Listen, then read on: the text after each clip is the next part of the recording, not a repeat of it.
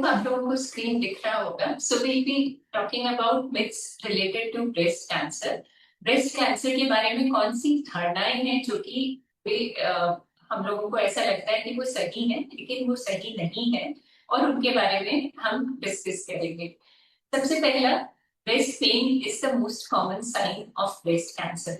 जितनी औरतें मेरे पास आती हैं जिनको ब्रेस्ट कैंसर होता है, अगर मैं उनसे पूछूं कि आपने इतना टाइम क्यों लगाया अपनी ट्रीटमेंट के लिए आने में, तो उनका पहला आंसर होता है मुझे ब्रेस्ट पेन नहीं था डॉक्टर, इसलिए मुझे लगा कि मुझे ब्रेस्ट कैंसर नहीं है। तो this is a myth. Breast pain breast cancer के साथ associated most of the times नहीं होता। सिर्फ 10% केसेस में ऐसा हो सकता है कि पेशेंट को ब्रेस्ट पेन होगा और उसी पेशेंट को ब्रेस्ट कैंसर भी होगा। Most of the times breast pain होता है साइक्लिकल वेरिएशन के कारण, जो बॉडी में हार्मोनल चेंजेस हैं उनकी वजह से, और ये ब्रेस्ट पेन सबसाइड कर जाता है हर महीने। लेकिन अगर किसी पार्ट ऑफ ब्रेस्ट में आपको पेन, नैगिंग पेन फील हो या एक पर्टिकुलर जगह पे हो, तो जरूर आके उसका इवैल्यूएशन कराएं। अब बात आती है कि ब्रेस्ट कैंसर अगर ब्रेस्ट पेन के तरीके से नहीं प्रेजेंट करता तो किस तरीके से प्रेजेंट करता है।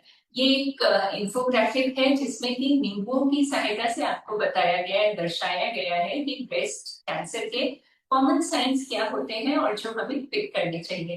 पहला है ब्रेस्ट में कोई ऐसी जगह फील करना जो कि नॉर्मल उससे एबनॉर्मल है, जैसे कि थिक एरिया, या आपको पैल्पेशन में ऐसा लगे कि कोई एबनॉर्मलिटी है।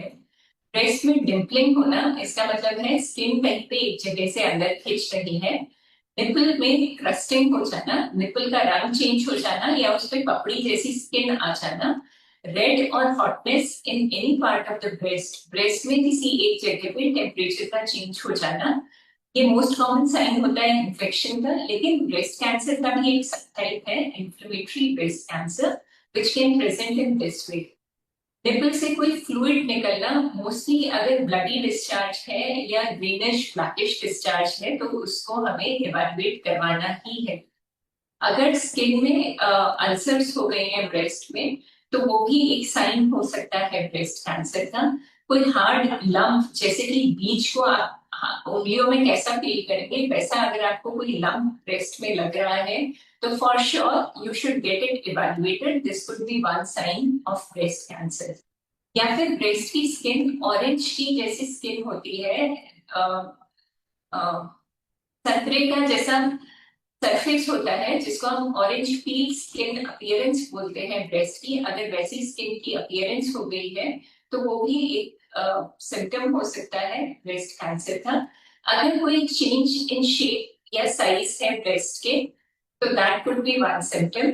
या फिर निपल अंदर की तरफ धस जाना, या ब्रेस्ट के ऊपर नसों का प्रोमिनेंट हो जाना, या फिर कोई बम्प जैसा फील करना ब्रेस्ट पे। ये कुछ 12 साइंस हैं जो कि हर औरत को वॉच आउट करने चाहिए, और अगर इनमें से कोई भी साइन आपको लगे ब्रेस्ट में है तो आके अपना इवैल्यूएशन कराएं। मैं आपको फिर बताना चाहूंगी, breast pain is not associated with breast cancer. In 90% cancer हुआ है। So this is a myth. Breast injury never causes breast cancer. अब बात आ रही है, कुछ लोगों को ऐसा लगता है कि breast cancer is more common in women with bigger breast. Breast size का कोई लेना देना नहीं है ब्रेस्ट कैंसर के साथ। This is a total myth. लेकिन ऐसा जरूर है कि जिन औरतों का बीएमआई ज्यादा होता है या जो ओबीस होती है, मोटापा होता है, में ब्रेस्ट कैंसर होने की संभावना ज्यादा हो जाती है। ये कुछ कॉजेज हैं ब्रेस्ट कैंसर का जो होने की प्रोपेंसिटी बढ़ाते हैं। उनमें से एक है ओबेसिटी, यानी कि मोटापा। तो कोशिश करें आप अपने बीएमआई को नॉर्मल रेंज में रखें। सेडेंटरी लाइफस्टाइल में भी हम ज्यादा घूमते फिरते नहीं हैं, पूरा दिन बस कुर्सी पे बैठे रहते हैं। जो औरतें विवाहित हैं लेकिन बच्चे नहीं करना चाहती हैं, that is also one of the cause for breast cancer. या फिर अल्कोहल का सेवन करना या स्मोकिंग करना, that also increases the chances of having breast cancer. और जेनेटिक्स एक कॉज है जिनमें फैमिली हिस्ट्री होती है ब्रेस्ट कैंसर की, they are also at a higher risk for breast cancer. Breast cancer only affects older women. लोग ऐसा सोचते हैं कि जो 60 साल की ऊपर की औरतें हैं उन्हीं की बीमारी है ब्रेस्ट कैंसर, जबकि ऐसा बिल्कुल नहीं है। I would like to tell you that breast cancer is the most common cancer world over amongst women, and day by day it is involving younger population. Any girl who attains puberty, she can have breast cancer. तो ऐसा नहीं है कि ये सिर्फ older age group है। अब धीरे धीरे हम लोग बहुत यंगर एज ग्रुप में ये डिजीज देख रहे हैं, और यंगर एज ग्रुप में डिजीज जब ये होती है तो ज्यादा एग्रेसिव होती है। इसलिए अगर आपको ब्रेस्ट में कोई लंप फील हो तो ये सोच के ना बैठे रहें कि ये ओल्डर एज की बीमारी है। वेरी कॉमनली जब लैक्टेशन हो रहा होता है या बच्चे को दूध पिला रही होती है माए, और उनको अगर कोई गांठ फील होती है तो औरतों का ऐसा मानना होता है कि ये मिल्क ग्लैंड है जो कि प्रोमिनेंट है, आप छोड़ दीजिए इसको, ये कैंसर नहीं हो सकता। ऐसा नहीं है। अगर आपको गांठ किसी भी उम्र में फील हो तो आप आगे उसका इवैल्यूएशन जरूर कराएं, और वो ब्रेस्ट कैंसर भी हो सकता है। इसका एज से डेफिनेटली रिलेशन है, लेकिन यंगर एज में हम रूल आउट नहीं कर सकते कि ये ब्रेस्ट कैंसर है या नहीं।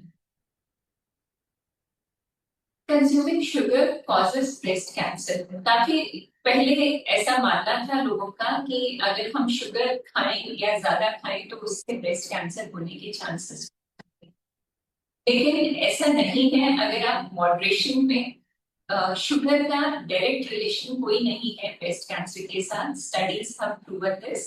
लेकिन आपको शुगर मॉडरेशन में ही खानी चाहिए, क्योंकि उसके नुकसान और बॉडी में अलग तरीके से बढ़ सकते हैं। और मॉडरेशन का मतलब है मैक्सिमम 5 टीस्पून आप दिन में लें, उससे ज्यादा ना लें। कई बार जब हम स्वीट्स वगैरह लेते हैं तो वो 5 टीस्पून, 1 या 2 काजू कतली में ही आप एक दिन में खा जाते हैं।